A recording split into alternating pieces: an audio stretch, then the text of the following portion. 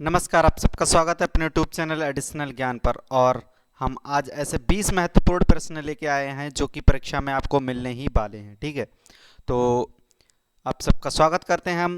ठीक है, और अगर आप चैनल पर नए हैं तो चैनल को सब्सक्राइब जरूर कर लीजिए, बेल आइकन दबा लीजिए, जिससे कि आने वाली नई से नई वीडियो आपके पास फटाफट पहुंचती रहे। क्योंकि ऐसे ही छोटी सी वीडियो में बहुत ही महत्वपूर्ण प्रश्न आपको मिलने वाले हैं जो कि एग्जाम में मैक्सिमम इसमें से क्वेश्चन इसी में से मिलने वाले। ठीक है, तो वीडियो अच्छी लगे तो लाइक ज़रूर कीजिए। ठीक है, अपने दोस्तों के पास फटाफट शेयर कर दीजिए, वीडियो देखने से पहले उन्हें शेयर कर दीजिए, क्योंकि इससे शेयर करने से आपके पास कुछ नहीं जाएगा, लेकिन उन्हें एक अच्छी सी वीडियो प्राप्त हो जाएगी। ठीक है, और अगर आपके पास वीडियो आ चुकी है तो चैनल को फटाफट सब्सक्राइब कर लीजिए। वीडियो अच्छी लगे तो लाइक ज़रूर कीजिए और कमेंट करके बताइए आपने कितने क्वेश्चन सही किए। ठीक है, तो फिर बढ़ते हैं, टाइम नहीं वेस्ट करते हैं सबसे पहले प्रश्न की तरफ। तो पहला प्रश्न आपकी स्क्रीन के ऊपर ये रहा। ठीक है, संविधान सभा की प्रथम बैठक कब हुई थी?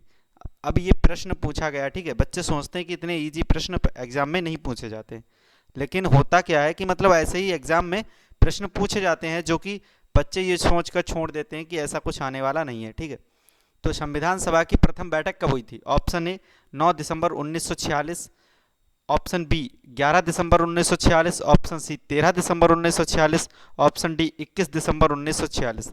तो इसका राइट आंसर क्या हो जाएगा? राइट आंसर इसका हो जाएगा 9 दिसंबर 1946, यानी कि ऑप्शन ए इसका राइट आंसर है। ठीक है, संविधान सभा की प्रथम बैठक कब हुई थी? 9 दिसंबर 1946 को हुई थी। ठीक है, तो किसको किसको इसका राइट आंसर पता था वो फटाफट कमेंट करके बता दीजिए। ठीक है, और नेक्स्ट बढ़ते हैं हम दूसरे प्रश्न की तरफ। और दूसरा प्रश्न ये रहा आपकी स्क्रीन के ऊपर।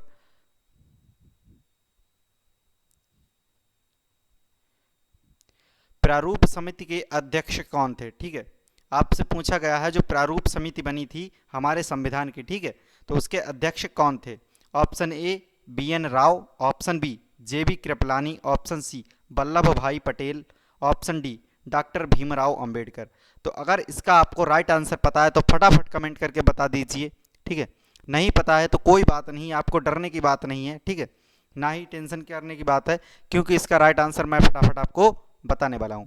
तो राइट आंसर इसका क्या हो जाएगा? राइट आंसर इसका हो जाएगा ऑप्शन डी। ठीक है, डॉक्टर भीमराव अंबेडकर थे जो प्रारूप समिति के अध्यक्ष थे। ठीक है, जो हमारे संविधान सभा की प्रारूप समिति बनी थी तो उसके अध्यक्ष कौन थे? डॉक्टर भीमराव अंबेडकर।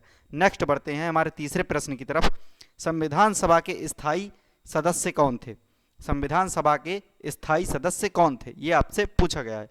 तो option A doctor Bhimrao Ambedkar, option B K M Munshi, option C doctor Rajendra Prasad, option D doctor Sachchidanand Sinha. तो अगर आपको राइट आंसर इसका पता है तो फटाफट कमेंट कर दीजिए। कमेंट करने में आपका कुछ नहीं जाता है, इससे पता चलेगा आपको कितनी नॉलेज है। ठीक है, आपका रिवीजन उससे होता रहेगा, आप क्वेश्चन भूलने वाले नहीं है। ठीक है, जब उसे आप लिखेंगे बार बार टाइप करेंगे तो इससे आप आंसर भूलने वाले नहीं है। ठीक है, तो राइट आंसर इसका क्या हो जाएगा? राइट आंसर हमारा हो जाएगा ऑप्शन सी डॉक्टर राजेंद्र प्रसाद। डॉक्टर राजेंद्र प्रसाद थे जो कि संविधान सभा के स्थायी सदस्य थे। ठीक है, नेक्स्ट बढ़ते हैं चौथे प्रश्न की तरफ। और चौथा प्रश्न ये रहा आपकी स्क्रीन के ऊपर। भारतीय संविधान किस दिन से पूर्णतः लागू हुआ? जो हमारा भारतीय संविधान है, ठीक है, किस दिन से पूरी तरीके से लागू हुआ था, ये आपसे पूछा गया है। तो ऑप्शन ए 26 जनवरी 1950, ऑप्शन बी 15 अगस्त 1947, ऑप्शन सी 2 अक्टूबर 1949, ऑप्शन डी 26 नवंबर 1949। तो राइट आंसर इसका सभी को पता होना चाहिए। ठीक है, बहुत ईजी प्रश्न है कि संविधान हमारा किस दिन से पूरी तरीके से लागू हुआ था, कब से हुआ था? ऑप्शन ए, ठीक है, 26 जनवरी 1950 से हमारा संविधान पूरी तरीके से क्या हुआ था? लागू हो गया था। ठीक है, सारे नियम उसके फॉलो होना शुरू हो गए थे। नेक्स्ट बढ़ते हैं पांचवें प्रश्न की तरफ।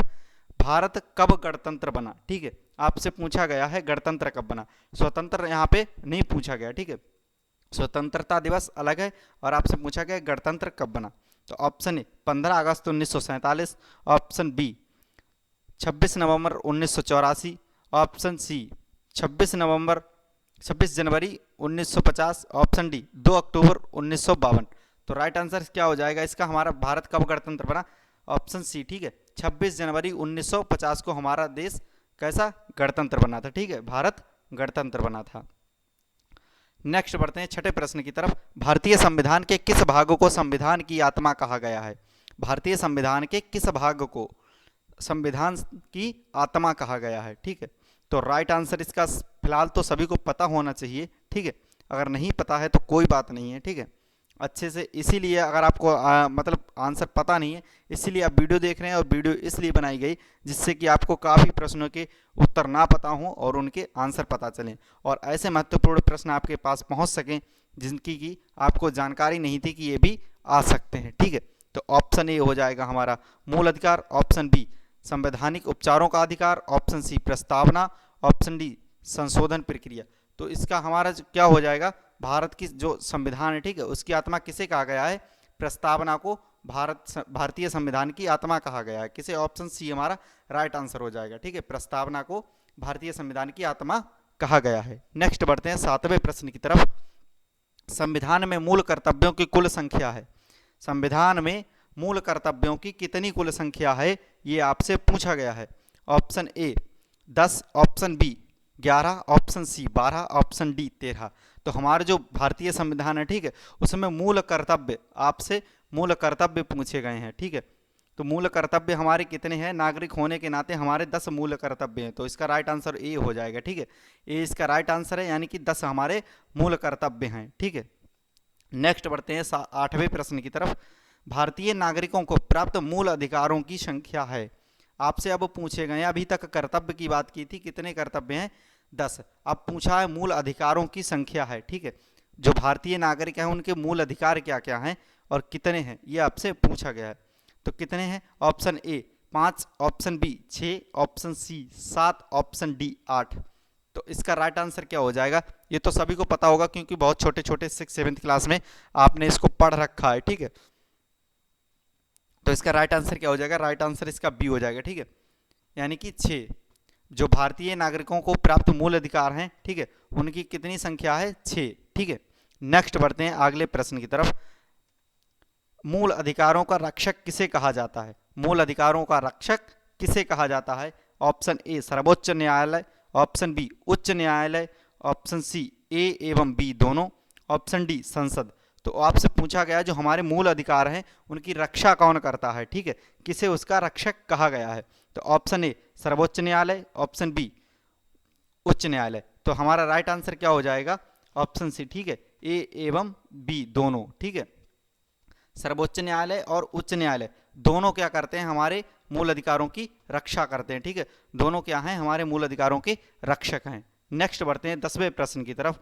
राष्ट्रपति राज्यसभा में कितने सदस्यों को मनोनीत करता है? यानी कि एक राज्यसभा में जो राष्ट्रपति है, ठीक है, कितने सदस्यों को अपनी तरफ से चुन सकता है, मतलब मन की तरफ से मनोनीत कर सकता है। ठीक है, अपनी तरफ से चुन सकता है अपने मन के हिसाब से।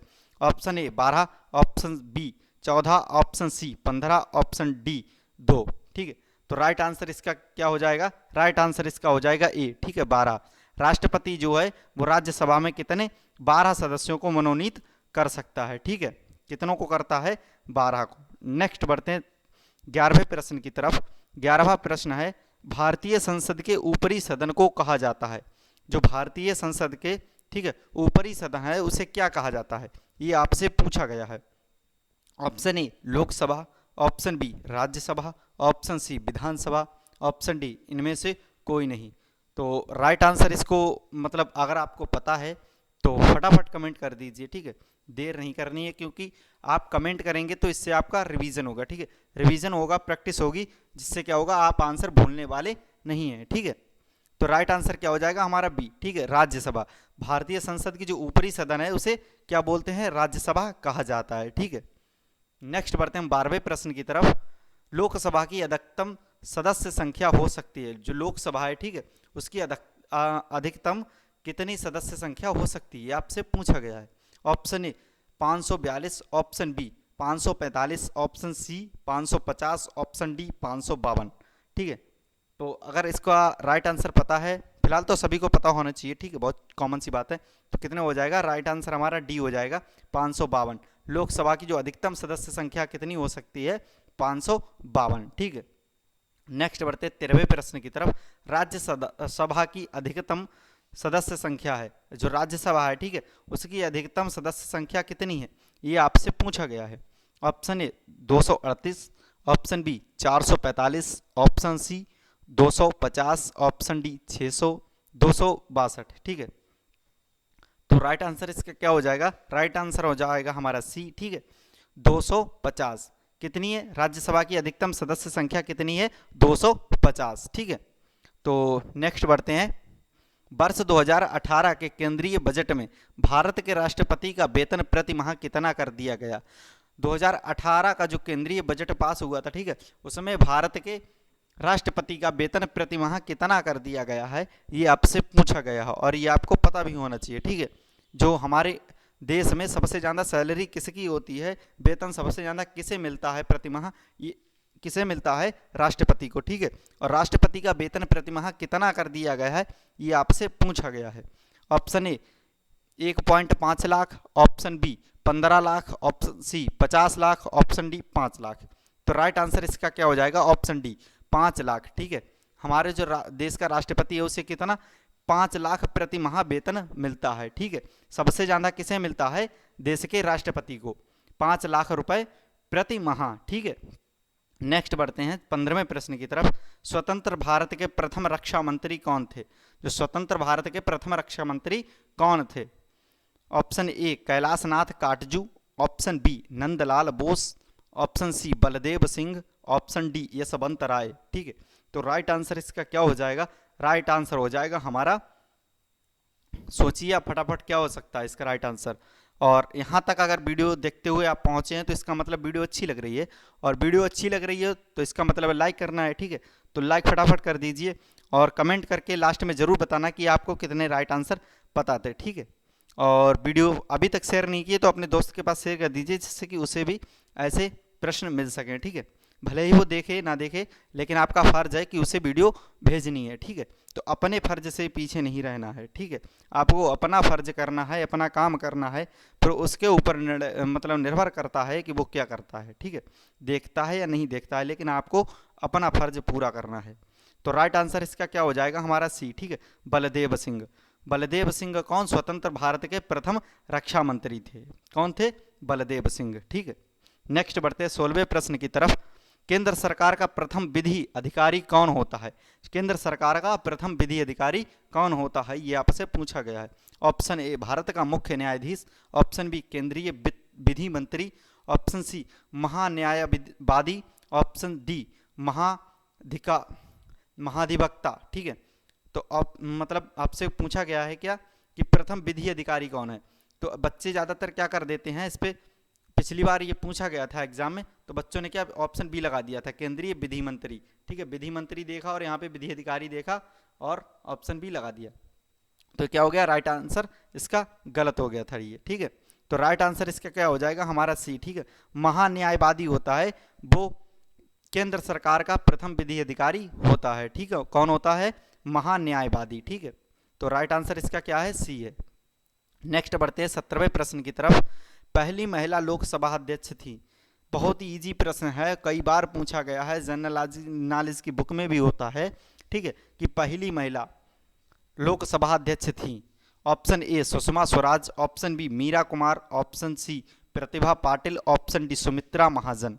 तो राइट आंसर इसका क्या हो जाएगा? फिलहाल सभी को पता होना चाहिए, फटाफट कमेंट कर दीजिए किसे किसे पता है। राइट आंसर इसका हो जाएगा बी। ठीक है, मीरा कुमार। भारत की पहला महिला लोकसभा अध्यक्ष कौन थी? मीरा कुमार। ठीक है, नाम थोड़ा सा मतलब आपको कंफ्यूज कर सकता है, इसीलिए मतलब ऑप्शन आपको लेडीज़ के ऊपर नीचे इधर उधर दिए गए हैं। ठीक है, महिलाओं के, लेकिन आपको क्या करना है? मीरा कुमार पे ही टिक लगाना है, क्योंकि मीरा कुमार ही पहली महिला लोकसभा अध्यक्ष थी। ठीक है, नेक्स्ट बढ़ते हैं 18वें प्रश्न की तरफ। 18वां प्रश्न हमारा स्क्रीन के ऊपर ये रहा। भारत के रेल मंत्री को, ठीक है, भारत के रेल मंत्री को, ध्यान से पढ़िए प्रश्न को, भारत के रेल मंत्री को किसकी सलाह पर और किसके द्वारा नियुक्त किया जाता है? किसकी सलाह पर और किसके द्वारा नियुक्त किया जाता है, ये आपसे पूछा गया है।